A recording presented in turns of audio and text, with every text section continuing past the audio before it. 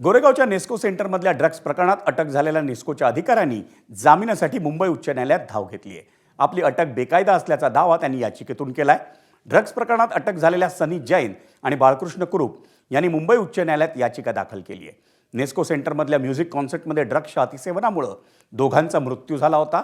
त्यामुळे music concert वादाच्या भोवऱ्यात सापडलीच, पण मुंबई आणि आसपासची महानगरं आता ड्रग्जच्या विळख्यात सापडल्याचं दिसून येतंय.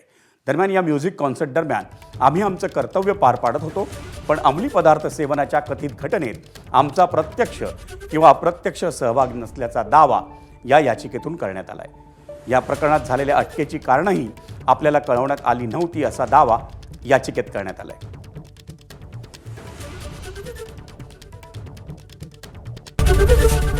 एबीपी माझा, उघडा डोळे बघा नीट.